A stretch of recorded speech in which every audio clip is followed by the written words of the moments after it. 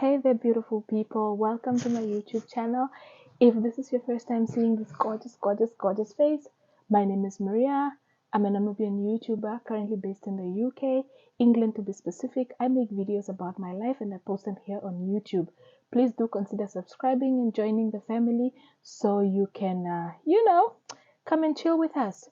To all my returning subscribers, you guys are the real MVPs, honestly. I cannot thank you guys enough, and I like how we're growing. The family is growing, and I'm here for all of it. I appreciate you guys so much. Your comments, your engagement, your consistency. I love it, and I appreciate it so much. As per the title of this video, I just want to give information on the different ways that you can migrate or move to the UK. Now, let me first put out a disclaimer. I am not an immigration lawyer. I'm not an immigration worker. This is based on my personal information, my personal research, and my personal knowledge, and also just online. Guys, Google is your best friend. I'm probably going to be saying this a lot in this video. Google is your best friend. There's a website called www.gov.uk. That website has everything about the UK. Everything about the UK is on that website, and most of the stuff that I'm probably going to say in this video are from there or things that I have experienced myself. I've been in the UK before, and then I went back to my country. Now I'm back, so I'm going to use that experience. I'm also going to use a lot of different experiences and examples from other people that I know that have come to the UK using different ways. So I'm going to mention those 3 ways.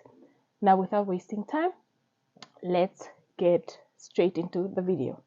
I think there are a lot of ways that one can move to the UK, but for the purpose of this video, I'm going to mention three major ways that you can migrate to the UK. So all these 3 steps that I'm going to talk about moving to the UK, the maximum time you can get is 5 years. The maximum length you can stay in the UK with any of these 3 visas that I'm talking about is 5 years. So please note that these ways are not the only one. I'm sure there are other ways that you can move to the UK, but these 3 are the ones that I'm familiar with and the ones that I know more or I understand better. All right. And if there's anything that's not clear about any of this information that I'm providing, you can always ask me a question in the comment section, or you can literally go to gov.uk to find out more. All right. So while I was editing this video, I realized that I'm giving too much information by trying to compress all the 3 ways to migrate to the UK in one video. So I decided that for the purpose of this video, I'll just strictly talk about the student visa, and then in my next video I'll do another type of visa, and then in my other video another type, because I do mention that I'm going to focus on 3. So this video will have part 1, which is this one, and part 2 and part 3, just so that I don't give too much information in one video, which often confuses people. I hope this is clear. So this will be like part 1 of this 3-part series. All right. Number 1, the first way to move to the UK is through a student visa. A student visa is a visa that you get to come and study in the UK. Now, there are different courses that you can come and do in the UK. You can come for your undergrad. This is now your bachelor's, or you can come for your postgraduate taught. This is now for your master's, or you can come for your postgraduate research, which is your PhD, right? Number 1, let's look at them one by one. So an undergraduate degree in the UK takes about 3 years.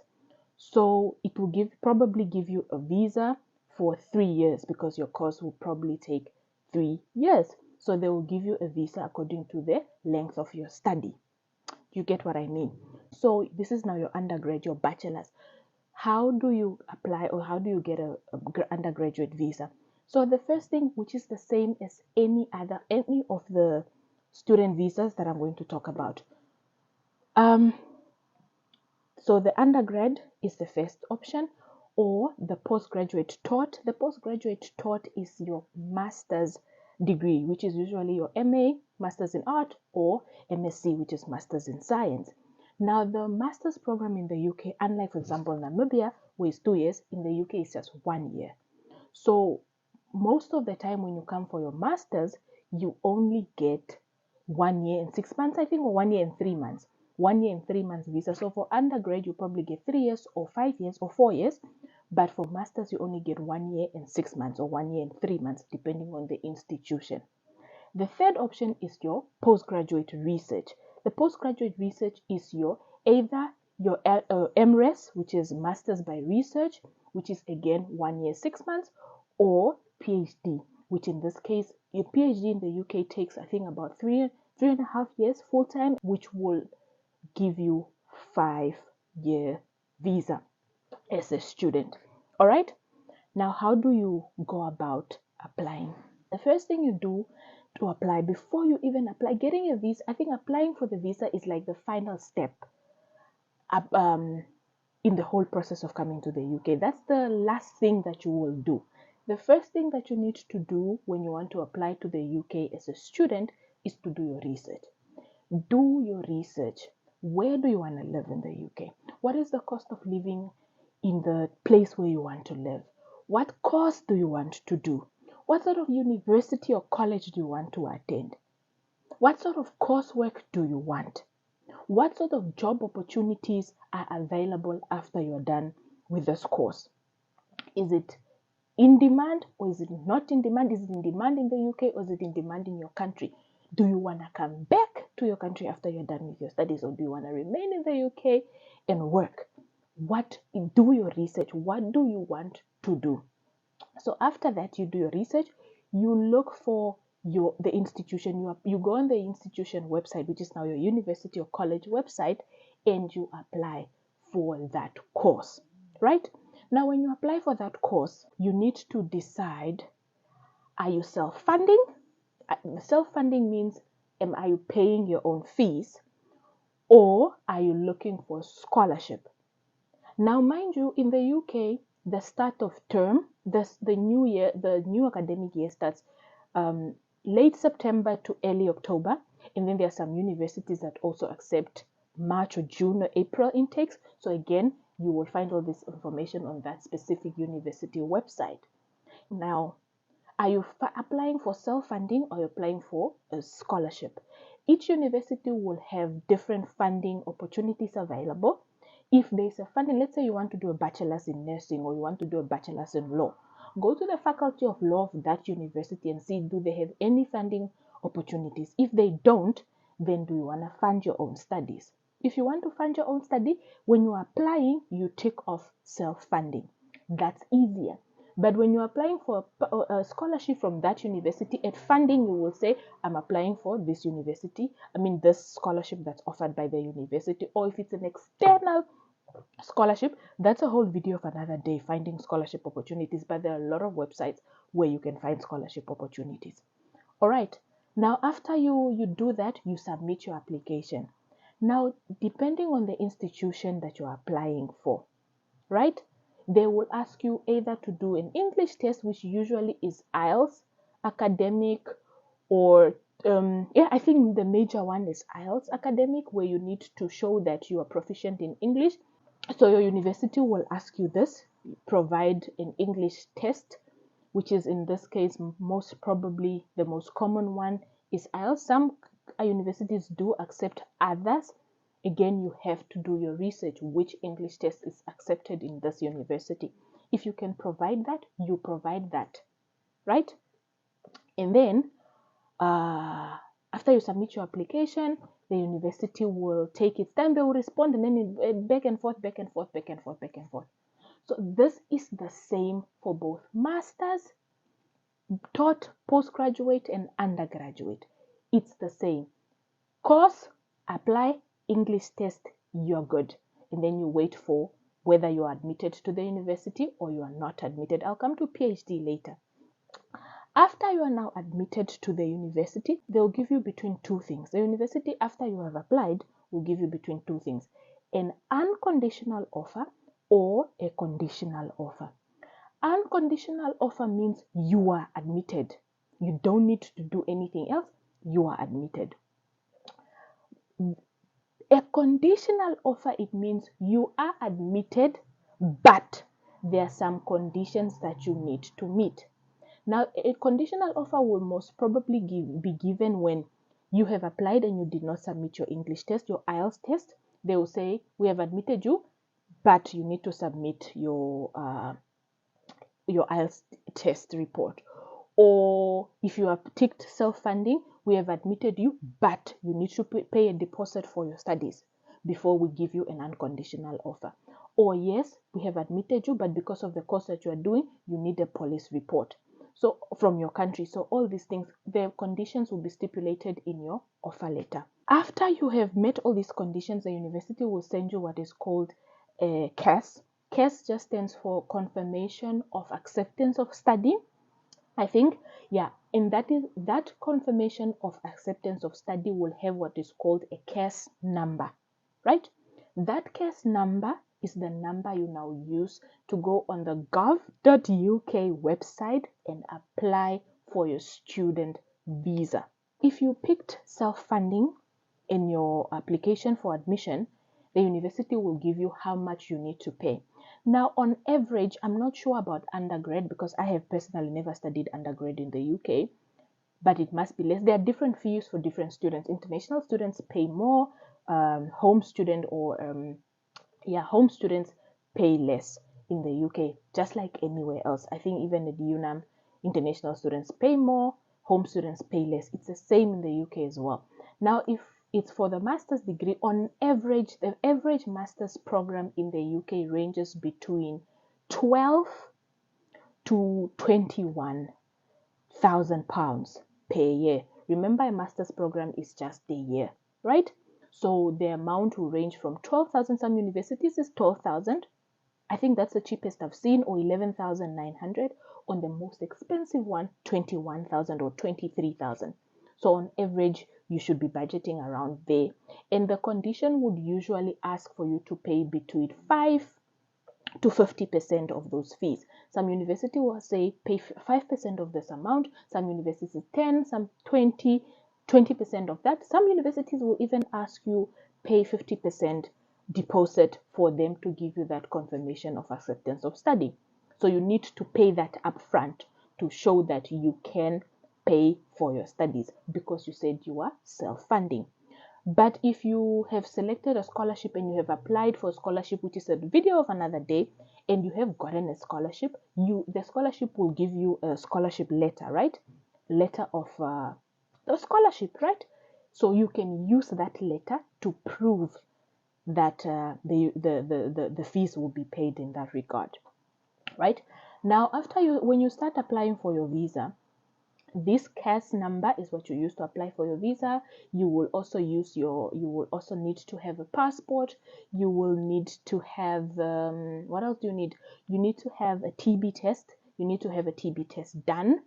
I think I'll do a separate video of where you do your TB test in Namibia specifically. So to apply for the student visa, you need that confirmation of acceptance from your university. I think you also need your prior qualifications. Like if you're applying for a master's degree, you need to have an undergrad. Do you get what I mean? So you would probably need to upload your undergraduate qualification.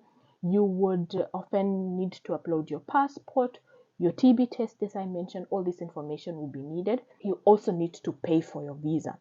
I think currently the visa, now the price of the visa depends on what type of visa. Again, I think for a student visa, it was somewhere around 300 or 400 pounds, if I'm not mistaken. I'll put it there. I'll put the screenshot of how much it is there. But it was going, I think, around 300 to 400 pounds. Now, in addition to paying the deposit for your course and also paying the visa fee, you also need to pay for, not really pay for it, but you also need to prove that you have enough money to support yourself while you are in the UK. Now, what do this mean? Especially if you are a self-funding student. If you are a self-funding student, it means you are paying out of pocket. So the visa application needs to also include your bank statement that shows that you have enough money in your account to support yourself. You need to at least have about 1,400, 1,300 and something pounds in your account for 9 months. 1,350 times 9. This money, you don't pay this money, but this money needs to be in your account to show that the first 9 months that you'll be in the UK, you can support yourself. Because people in their head just think, be a student, get a job. But what if you don't? The country doesn't want, the government doesn't want you to be a burden. So this money needs to be in your account, and it must be in your account for at least 28 days. It's not a thing of you just go to the bank and then the bank will put money in your account, you print it out, and then tomorrow. No, this money needs to be in your account for 28 days to prove that it is your money. Then you need to attach this bank statement to show that, yes, I can support myself. But if you have a scholarship, you don't need to prove this because your scholarship shows that they are going to give you a stipend or an allowance. There are, of course, some countries that are exempt from proving this, but unfortunately, no African country is on this list of countries that are exempt from paying or from showing this proof of fund. Yes, it's called proof of funds, right?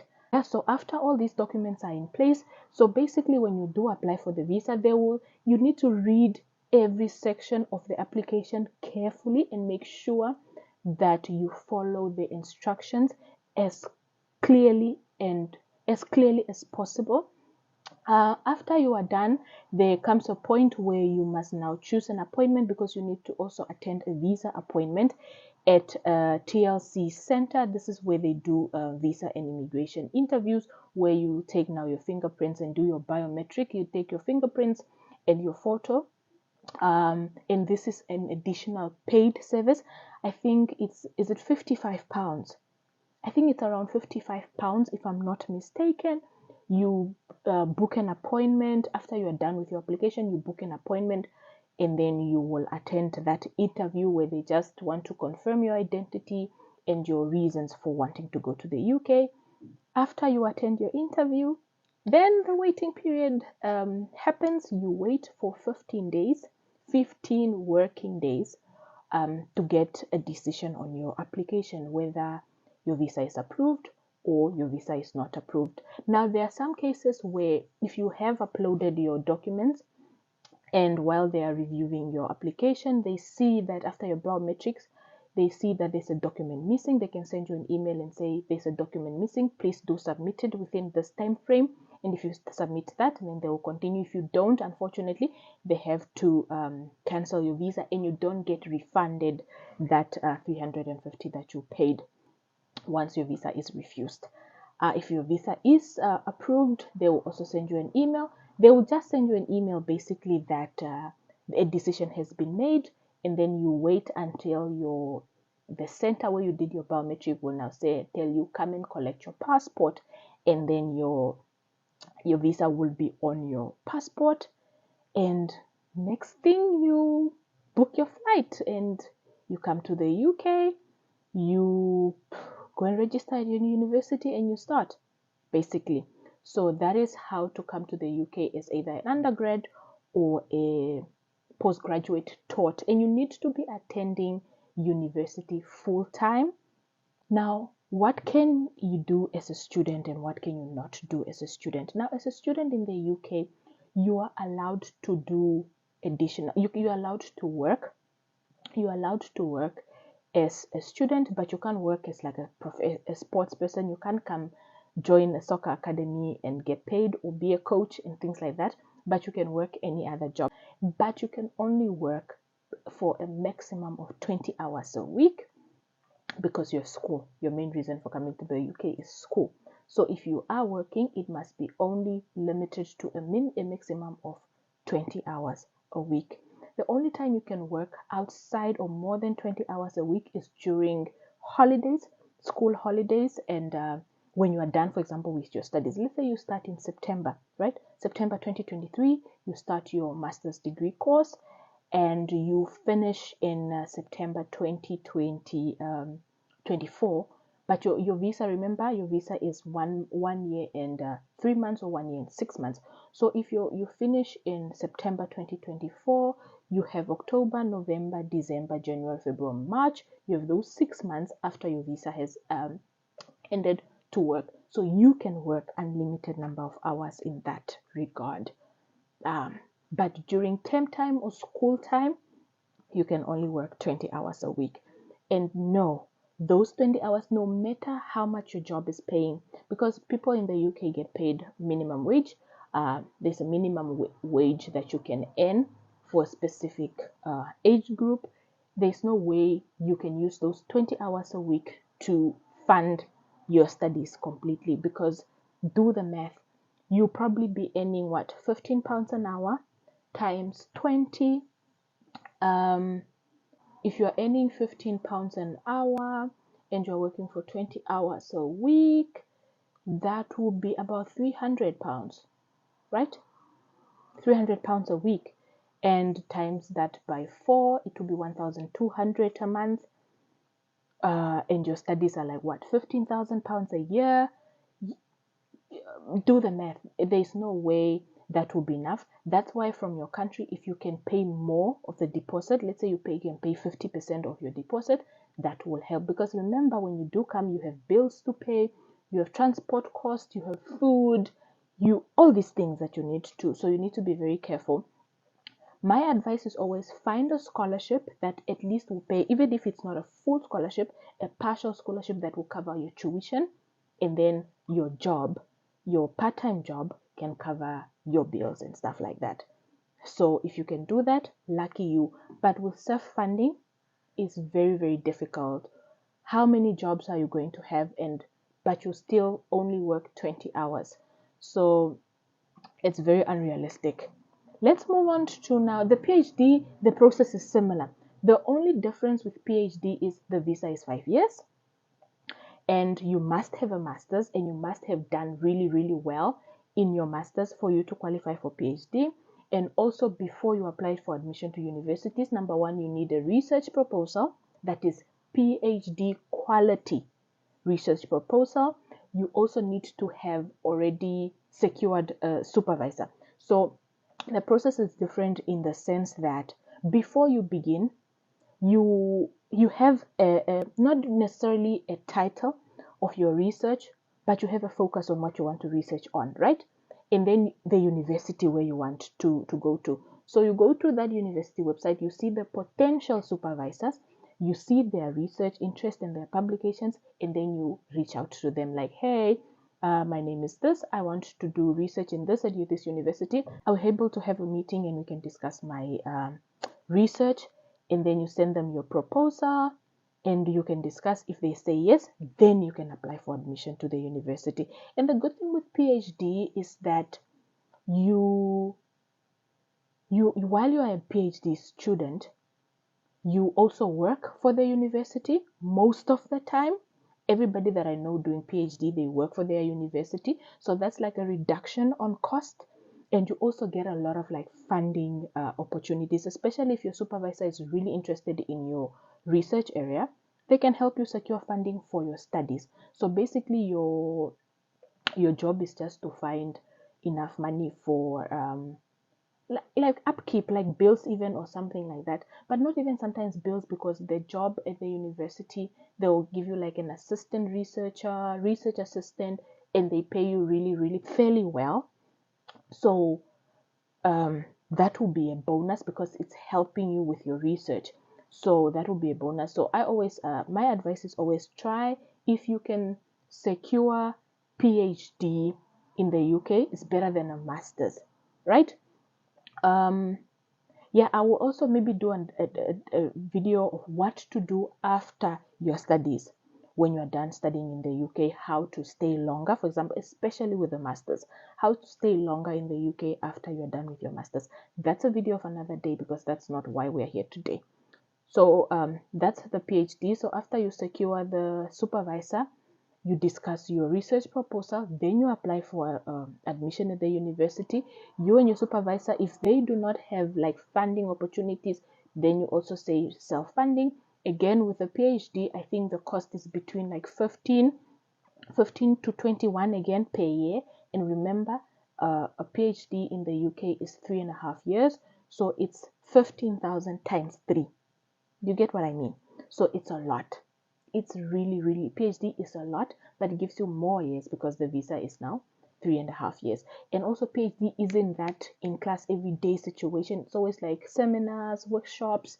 So you are networking and building your networks and stuff like that. So it helps you in the long run. So I always advise, do your master's in your country and then apply for PhD if you are interested in going into academia in that regard. All right. Thank you so much for watching. I know it's probably a long video. I hope you have learned something from this video, and you will share what you have learned. Also engage with me in the comment what more you guys want me to share. Yeah, again, I will not emphasize this enough. www.gov.uk.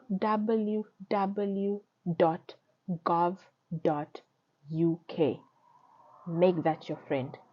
And this same goes to all other countries that you're thinking, because not everybody wants to come to the UK. If you are thinking of any countries to migrate to, use that country's website. You just go immigration website, Finland, immigration website, Netherlands, immigration website, USA, immigration website, France, immigration website, Germany. Whatever country you think you want to move to, find that country's website and read. Do your research. If you find something that you do not understand on that country's website, there's a help where we can help. If there's no help, come on YouTube, say that information that you found, search it, put it in the search bar for YouTube. Somebody will have made a video about it. It's just about reading up on information. In my next video, I'll look at specifically how to find scholarship opportunities. I think that's very important, especially if you're coming as a student. It's very expensive to be a self-funding student in this country. The next, I'll probably also do how to find skilled worker jobs in the UK. Yeah, tell me what specific videos you guys want me to do. This is just an overview. Again, I will not emphasize this enough.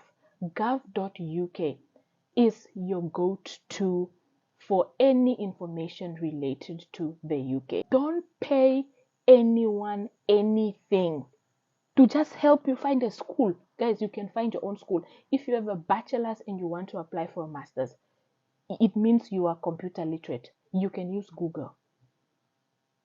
If you have a qualification, if you have a smartphone to watch this YouTube video, you can find information on which courses to do in the UK, how to come to. Don't pay anybody a single penny to find information for you, because I'm seeing a lot of people are being scammed and made to pay just for consultation, to go and sit with somebody in the office and that person will give you information that you can find on YouTube or you can find on Google. No, guys. I know people are trying to make bread. Nah. Google is your friend. Specifically to the UK, gov.uk. I'll put it down here. This website, make it your friend. Save this website on your phone. Read up on anything related to moving to the UK. Let it be your friend. The other thing is YouTube videos. There are a lot of YouTubers that provide information about moving to the UK. I know it's very challenging to find information specific to Namibia. That was my biggest challenge as well when I was moving. But I'm here now. I'm here now, guys. Send me a DM on my Instagram. Ask me questions. I would point you to the right direction, and I will not ask you to pay, guys.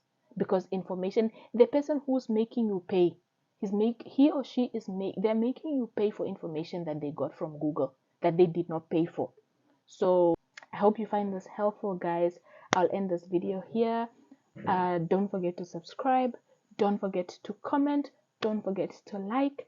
Share this video with your friends so they can benefit, and then they will share with their friends and they can benefit as well. Again, my name is Maria Gift. I'm a Namibian YouTuber based in the UK, England to be specific.